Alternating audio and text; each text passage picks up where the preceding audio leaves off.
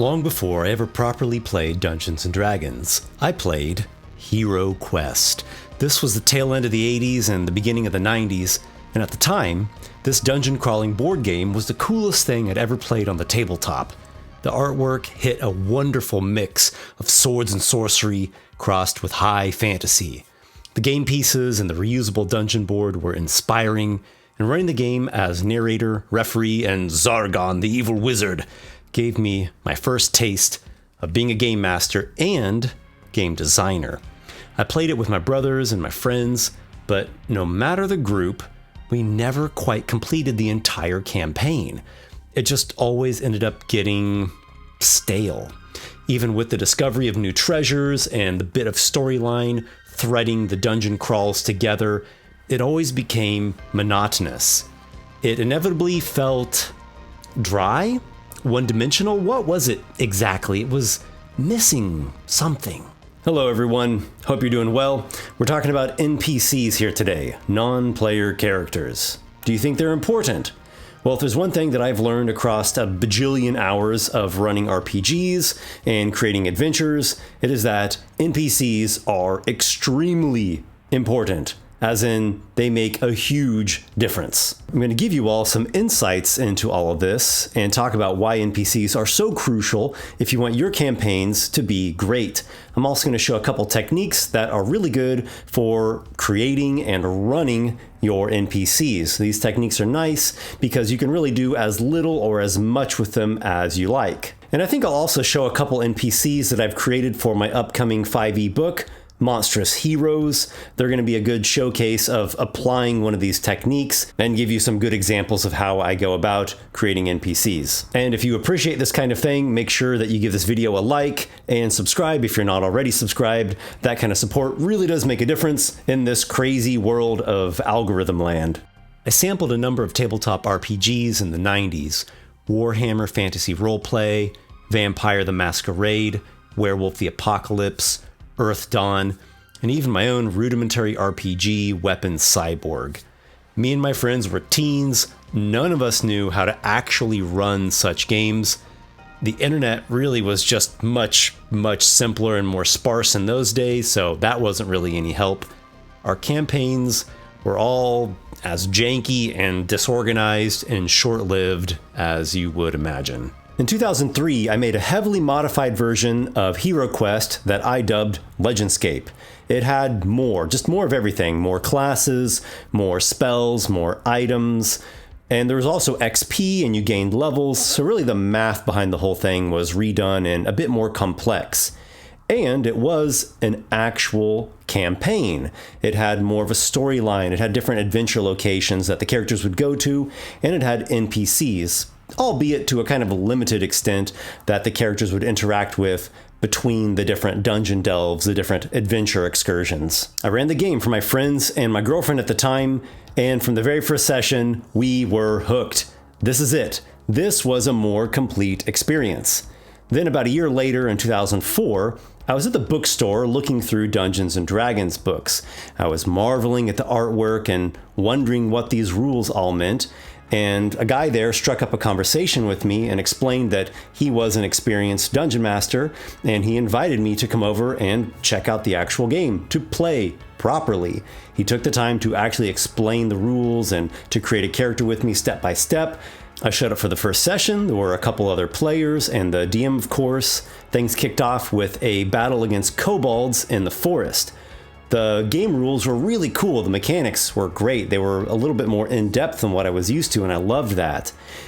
After the combat encounter was over, I expected that the DM was just going to cut to the first room in the dungeon, and we'd start searching for treasure or hidden doors or get into the next combat encounter. But no. He described how our characters were walking through the forest, and then we came across another kobold, a kobold druid in fact, who was not part of the tribe that had attacked us. It was like an enemy tribe of those that had ambushed us. We interacted with this kobold druid, talked to him, convinced him to cast Cure Light Wounds on us, and he even gave us some information that helped us in the oncoming adventure and gave us some bits of world building, helped develop the setting that we suddenly found ourselves in. This one simple interaction with a kobold blew me away.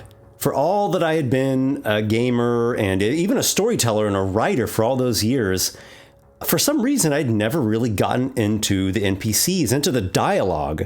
Really, that's what I'm talking about. I didn't really ever do a lot of written dialogue, nor improvised spoken dialogue. Wow. My eyes were open from that moment. In my games before this point, my NPCs had been kind of like video game NPCs with just these pre-scripted lines, and that was it. But this interaction with this stupid kobold druid, as simple as that was, it rocked my world. It was real. It felt alive. It was this person or person-like thing that actually existed in a world and played some small part in the story. And we could have gotten different results from this interaction had we approached it differently or said different things or even rolled differently on our diplomacy checks. I don't know if what I'm describing is actually coming across as impactful as it actually was for me. You have to keep in mind the context. This was the first time in my life I had ever seen a game really played in this way. And this was before things like YouTube and live streams and podcasts. This was the missing ingredient from HeroQuest. Actual NPCs. NPCs with personalities and motivations and a place in a dynamic living world. Sure, storytelling and world building are very important too, but without NPCs, they are dead. And you can accomplish quite a bit of storytelling and world building through NPCs. An NPC can tell the characters important information about the adventure at hand, where to go, and what is that place, what happens there, what to look out for, who is this villain, and why is he doing the things that he's doing, what led up to all this, what's the backstory, when is the next important event going to happen in all this, and has anything like this ever happened before, and who else is involved in all of this situation. In my live streamed adventure, Escape from Scornhold, there was a Grimlock crypt keeper named Krilljack. He was an ugly and monstrous sort, but instead of just attacking like a mindless brute, he first listened, smelled, tried to assess. Who were these intruders? What did they want? Did they mean to grave rob or other such desecrations? When the player characters threatened this Grimlock, he explained to them, well, actually first he pleaded for his miserable life, but then he went on to explain how he understood their plight, and why he had contempt for the ogreish lord of the Citadel who had violated the traditions of Scornhold. Without the party exploring every inch of the location or the surrounding region, they got a wonderful model of Scornhold through this interaction with the Grimlock. An incomplete model, sure, an imperfect model, yes. But that's okay. A lot of storytelling and world building was accomplished in this one interaction with Krilljack. He served as a synecdoche for Scornhold. Synecdoche is just a fancy way of saying representative, a part that represents the whole. Like saying you got some new wheels to mean you got a new car, or saying you're going out to the bar to mean you're going out to the pub, or saying the crown when referring to the king or the queen. This sort of thing happens all the time. One individual gives you an impression of an entire faction. Just think about a time that you had a good customer service experience. The representative or the worker at whatever business was helpful and friendly and seemed to actually care about their job. It made you think that the entire business was great. Or the reverse is also true. Think of a time that you had a bad customer service experience. The rep was unhelpful and rude and just treated you like you were some kind of annoyance. It made you think that the whole company was lousy. Your NPCs function in a very similar way. A single NPC can serve as a figurehead that characterizes an entire faction or an entire location. An NPC can even serve as an embodiment of the spirit of a moment in time or of an abstract concept.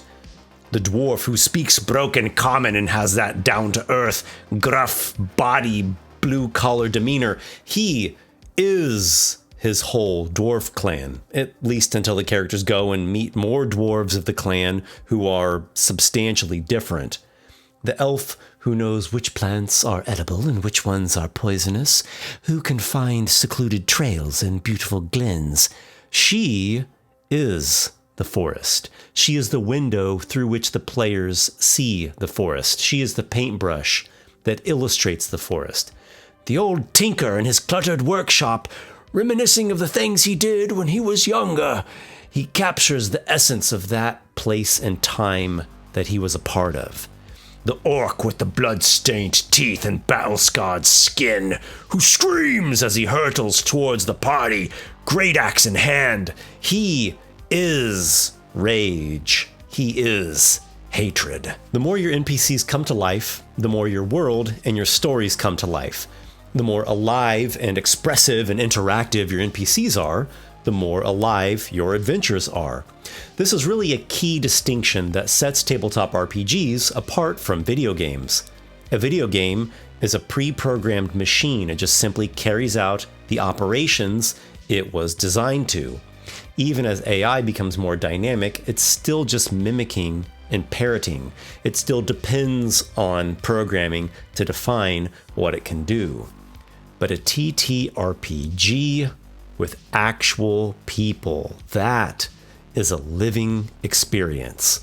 Actual personalities, actual spirit to it, engaging and contending with each other. The simplest way to put it is this: great NPCs make for a great campaign. Yes, the game mechanics and rules are very important. The story and the world building also very important. But NPCs give your game a living element that cannot be found elsewhere. So now let's talk about creating and running NPCs. There's a lot of different ways you could do this, many approaches.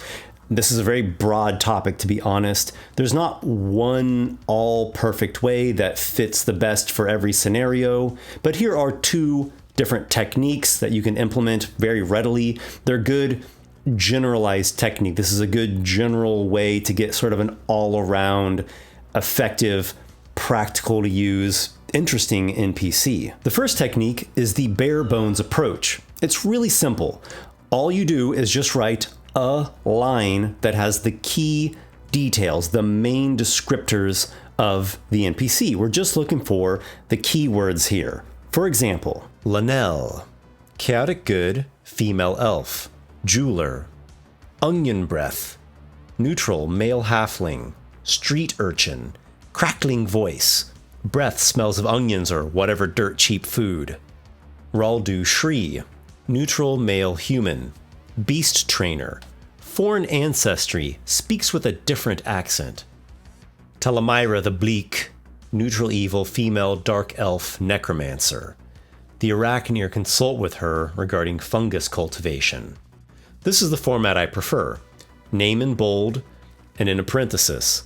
Alignment, sex, race, role or job or class, and maybe a defining characteristic or two. I use semicolons to separate out those main sections.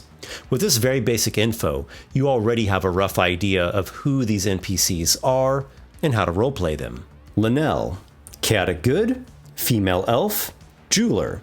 So she has a name, and names can really express quite a bit. Names are powerful. Her alignment clues me in, broadly speaking, how she's going to act in any given situation. What sort of decisions will she make? What kind of behavior will she exhibit? Her chaotic alignment tells me that she does things in her own way. Maybe she's rebellious, maybe she's impulsive, or maybe she's just unorthodox. Her good alignment tells me that she follows her conscience, or at the very least, in her heart, she does want what's best for people. She genuinely wants to help people, and she wants light to triumph over darkness. Female elf already creates a generalized image in my mind, and it kind of gives me this sense of her identity and her mannerisms and personality and how she might relate to the society around her. And jeweler tells me a profession or some kind of skills or interests that she has, and it maybe puts her in some kind of role in the society or the place that she's at. Again, you can always add in more or less detail as you need. This bare bones approach is trying to pack as much information as possible into as small a space as possible. It's particularly good for minor NPCs or when you're just starting to come up with the concept of an NPC and you don't really know exactly how much this person is going to get featured in the campaign. The second technique is the comprehensive approach.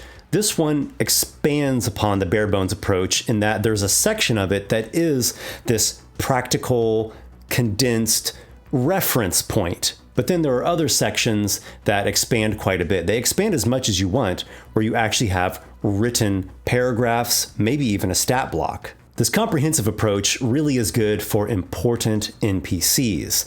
I'm going to give you a couple examples here. As I mentioned, these are 2 NPCs from my upcoming 5e book, Monstrous Heroes, which is going to be releasing soon. Forfolskit. This troll here has the roles of sewer dweller and urban monster. His personality is cold-blooded, hungry, and vicious. His motivations and goals are eat, and to slay any creatures in the sewers that pose a threat to him. His secrets are the hunting traps, net, and the fish hooks in his ears he got from some sailors who had paid him to guide them through the sewers. They had hoped to use the sewer tunnels for smuggling, but Forfolskit betrayed and ate them. In the sewers beneath the southeastern districts of Bazagon City lives a freakish troll named Forfolskit. He knows those foul tunnels by heart and stalks below Paropolis and Rampike, and even sometimes emerges from the spillways in Oldport. Forfolskit has murky, gray-green skin, a lanky anatomy, and morbidly long arms that feature extra joints.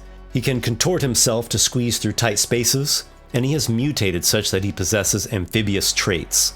If anything positive can be said about this atrocious monster, it is that some mothers get their children to behave better by frightening them with stories about Forfolskit. The other NPC I'd like to show off here is more involved. His name is Feloxior. His roles are shapeshifter dragon, trickster, and tinker. Personality-wise, he is sociable, impulsive, and he loves stories and trinkets. His connections are to Kabamara, the town and its folk, and the magic ring that belonged to his mother. His motivations and goals include to help the townsfolk without them knowing that it is him, and to find a way to be able to fly. His secrets are Feloxior has returned everything he ever stole to the rightful owners, except a set of parchments and journals that contain the instructions and experimentations of an artificer. Guilt weighs upon him for keeping these items, but at the same time, he is absorbed with studying and learning from the knowledge they contain. Feloxior is a young copper dragon who hatched in the realm of Magnaland 46 years ago. This was during the time of the arcane blight that racked much of the nation as a consequence of the War of Three Dooms. Many years prior, his mother had relocated to the bounty of the South region, which was untouched by the supernatural mists that covered many other places. After mating and conceiving, she laid Feloxior's egg in the rocky foothills of the Stoutstone Mountains. She was not the only dragon who had come to dwell in those parts. Despite her efforts to keep her lair hidden, she was discovered by her rival, the red-scaled tyrant Arzatork. He assaulted the hill cave with terrible fury. Feloxior was but a wormling and hardly the size of a human. His mother gave him her treasured lesser ring of invisibility and instructed him to run and hide. She fought to defend her small child, but Arzatork was too strong. He slew her and went to kill the fleeing Feloxior. His fiery jaws caught hold of Feloxior's left wing, ripping it off at the shoulder and roasting through sections of muscle. The terrified wormling squeezed into a narrow crevice that was far too small for the huge red dragon, and he escaped. Feloxior spent a decade dwelling in the rolling plains southwest of the Stoutstone Mountains, hunting prey animals and at times stealing from the many farms of the area. Sadly, he was never able to fly due to his missing wing. He developed other talents, however, including innate sorcery and the ability to shapeshift into humanoid form. In time, the young copper dragon made his way to Kabamara, a bustling castle town near the capital city of Kostroma.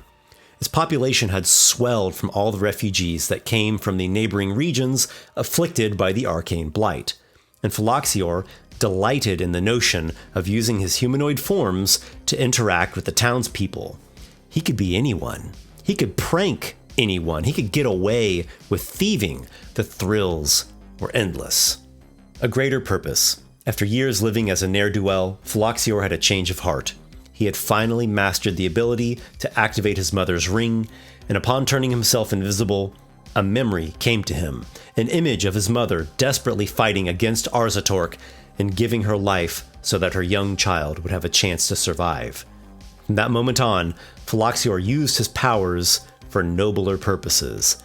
The invisibility and his knack for slipping through tight spaces allowed him to secretly assist struggling craftsmen and artisans while they slept. Through his ability to shape change, he created a trio of characters.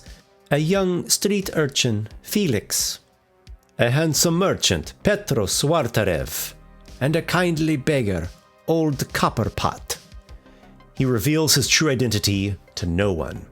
Though he still likes to pull pranks, he mostly uses these personas to help the downtrodden and to share in storytelling in social spaces. Current plot, number 1. Because of the injuries Feloxior suffered as a wormling, he does not have the same level of strength or toughness that most dragons possess.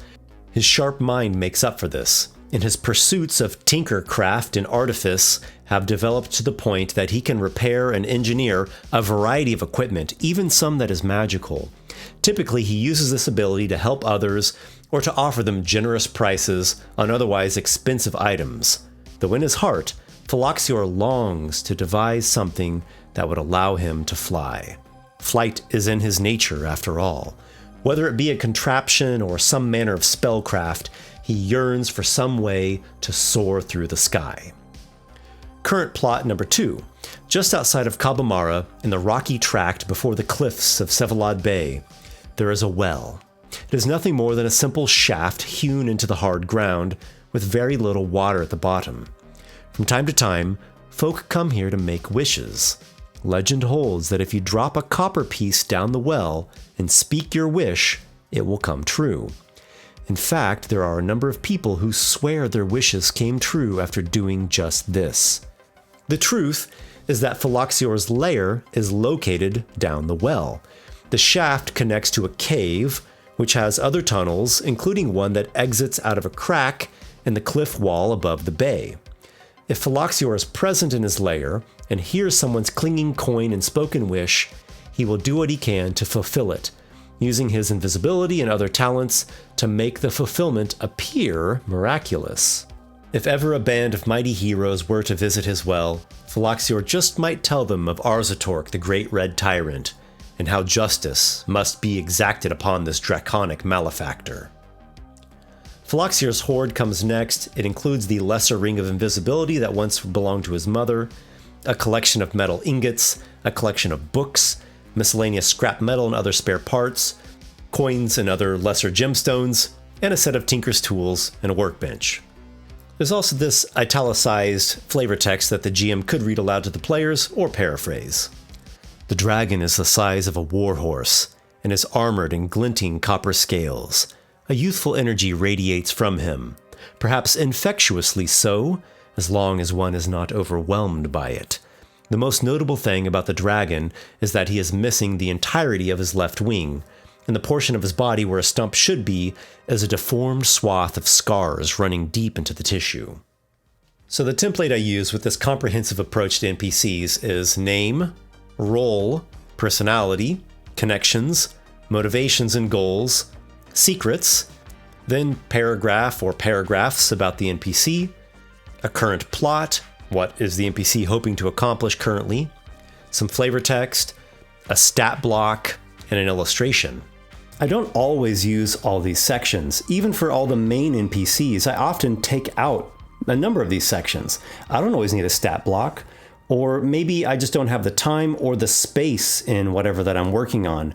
Or maybe I don't quite know yet everything about this NPC, so I just leave parts blank. I could fill them in later on if need be. What I would recommend, just for starters, is just put down that basic information of the NPC, plus a line or two about personality, motivations and goals, and maybe a secret or someone or some place that they're connected to. Basic info, motivations and goals, a secret or some kind of connection.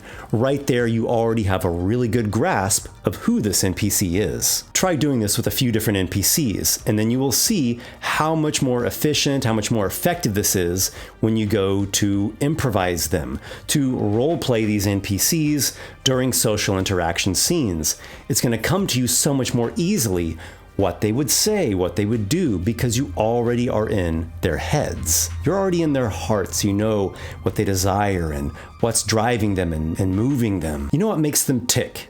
You know what they're oriented to. Instead of just getting these kind of generic stock cardboard cutout NPCs, you now have multi-dimensional persons. And that gives this feeling of your story and your world, your adventure being alive. It's going to inject a lot more life and personality into your game. They're also going to add more traction to your adventures. And with that traction, there is forward movement. There's energy. There's engagement. There's something going on and someone cares about something in this world, and the players are really going to pick up on that. And ultimately, this is going to lead to the players enjoying you as a GM and your setting even more. And isn't that what you want as a GM? For the players to care about what you have created and to engage with you, to engage with each other, to engage with this wonderful immersive fantasy world. I hope this all was helpful for you and that you enjoyed getting a little sample of Monstrous Heroes. I've been really hard at work for quite a while in this book, and it's getting very close to being done. It's going to release really soon. If you're interested in getting a copy on reserve at the pre-order price, check out the link down in the video description. You can get hardcover or PDF.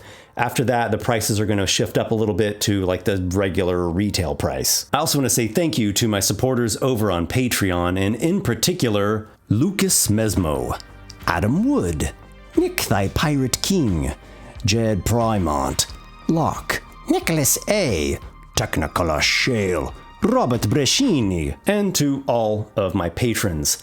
Thank you guys so much. You add fuel to my fire and stability in this wacky, wacky world of YouTube. All right, everyone, that wraps things up for now. Until we meet again, my brave companions, may your NPCs be flavorful and intriguing. And as always, may your adventures be many.